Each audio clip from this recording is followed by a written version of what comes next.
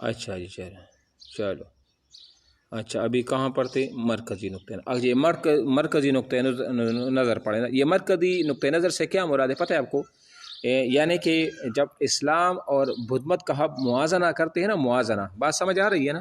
یہ مرکزی نقطۂ نظر جب ہم پڑھیں گے نا تو اس میں آپ کو سمجھے ایک خلاصہ پیش کرے گا. کیا پیش کرے گا؟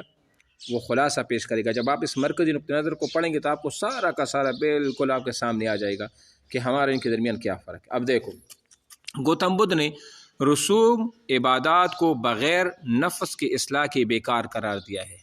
بغیر نفس کی اصلاح کی رسوم اور عبادات رسمی جو پائی جاتی ہے نا، رسمی، جس طرح ہمارے مسلمانوں میں بھی رسوم اور رسم رواج ہے، ہندو میں بھی ہے، ہر جگہ پر ایک اپنی رسم ہوتی ہے نا. تو گوتم بدھ نے رسوم اور عبادات کو بغیر نفس کی اصلاح کے بعد بیکار قرار دیا کہ جب آپ کی نفس کی اصلاح نہیں ہو، جب آپ کی اندر کی دنیا ٹھیک نہیں ہوگی نا، تو آپ کی عبادات کا بھی کوئی فائدہ نہیں اور آپ کی رسوم کا بھی کوئی فائدہ نہیں. رسموں کو انہوں نے ایک اصل رکن کی حیثیت دی ہے، ذہن میں رکھ لی یہ چیز. اور گوتم بدھ کے پیغام کا مرکزی نقطۂ نظر اصلاح تھا. مرکزی نقطۂ نظر کیا تھا؟ وہ اصلاح تھا. جبکہ اسلام میں محض رسومات کا انکار کیا گیا ہے. انہوں نے اس کو رکن قرار دیا. کس چیز کو؟ دو چیزیں تھی نا، کہ نفس کی اصلاح بھی تو ہے، لیکن نفس کی اصلاح کیا ہے؟ رسوم اور عبادات. اس کے ساتھ نفس کی اصلاح ہوگی تو سارا کاتا کلیئر ہوگا. لیکن اسلام نے کیا کیا؟ اسلام نے محض رسومات کا انکار کیا گیا ہے، اور جن عبادات کو فرض قرار دیا گیا ان کا مقصد تقوی اور اصلاح ہے. میری بات سمجھ آ رہی ہے؟ انہوں نے کیا کہا کہ نفس کی اصلاح ہوگی، لیکن نفس کی اصلاح بھی کیا ہوگی؟ جب آپ رسومات کو ادا کرو گے اور جب آپ عبادات کو ادا کرو گے اور اس کے ساتھ نفس کی اصلاح ہوگی تو پھر کیا ہوگا؟ یہی کامیابی اور یہی نروان ہے اور یہی سارا کچھ ہے. جبکہ اسلام میں تو رسومات کو ختم کیا گیا. جو ہم رسمیں کرتے ہیں، ہر علاقے کی الگ الگ رسم ہوتی ہے، ملک کی سطح پر کچھ رسمیں ہوتی ہے، یہ ہماری عبادات کا حصہ نہیں ہے. یہ ہماری عبادات کا حصہ نہیں ہے، بلکہ اسلام نے تو کس چیز کا عبادات کو، جو مثال روزہ، نماز، روزہ، حج وغیرہ وغیرہ، یہ جو ارکان ہیں، ان کو کیا قرار دیا؟ ضروری قرار دیا ہے اور فرض قرار دیا ہے.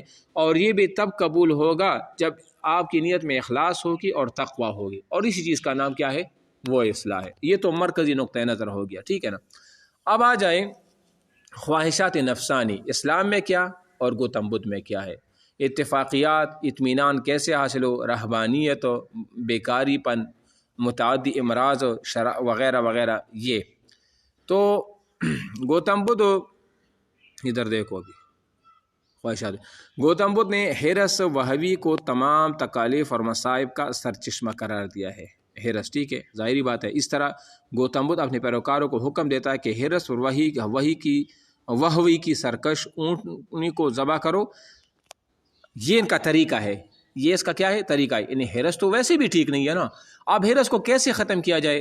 حرص پر کیسے قابو پا لیا جائے تاکہ آپ کے اندر حرص کا مادہ بالکل ختم ہو؟ تو انہوں نے اس کا طریقہ ایجاد کیا. وہ طریقہ یہ تھا کہ سرکش اونٹنی کو ذبح کرو تو آپ کی حرص ختم ہو جائے گی. یہ ان کا طریقہ تھا. جبکہ اللہ تعالیٰ نے قرآن مجید میں خواہشات نفس کو کچلنے کی بجائے اسی دین اسلام کے تابع کرنے کا حکم دیا ہے. اور حدیث میں بھی آتا ہے کہ آپ نے فرمایا لا یؤمن احدکم حتی یکون ہواہ تبعا لما جئت بہ. اور جو شخص اپنی نفس کی پیروی کرے، اسلام میں اسی گناہگار اور نادان انسان قرار دیا گیا ہے. یعنی کیا مطلب ہے اس کا؟